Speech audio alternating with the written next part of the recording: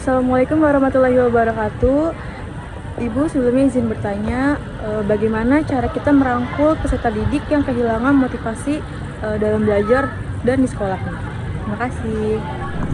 Oke, bismillahirrahmanirrahim. Assalamualaikum warahmatullahi wabarakatuh. Alhamdulillahirabbil alamin, wassalatu wassalamu ala asrofil anbiya'il wal mursalin wa ala alihi wa sahbihi ajmain, amma ba'du. Rabbi sahri sodri wa yassirli amri wahlul uqdatam min lisani yafqahu qawli.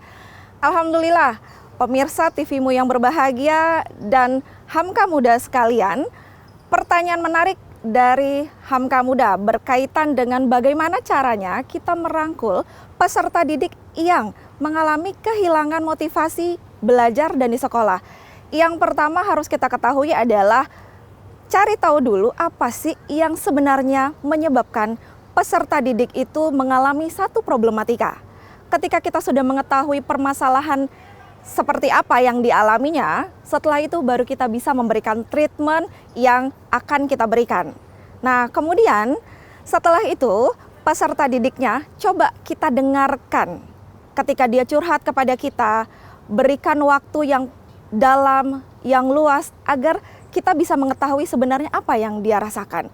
Nah, kemudian ketika peserta didik mengalami kehilangan motivasi, biasanya ada faktor internal dan faktor eksternal. Nah, kalau faktor internal itu biasanya faktor dari dalam diri peserta didik. Misalkan dia punya kondisi traumatik yang pernah dialami pada masa lalunya, sehingga itu perlu penanganan khusus dari seorang konselor. Dan kemudian misalkan dari faktor eksternalnya apa? Misal karena faktor dari guru. Kenapa? Karena misalkan memberikan metode pembelajaran yang tidak menarik. Nah, ketika kita sudah mengetahui itu, Hamka Muda sekalian, kita bisa memberikan treatment, berikan ruang, kemudian berikan pembelajaran yang menarik untuk siswa tersebut, sehingga dia termotivasi kembali untuk belajar ke sekolah.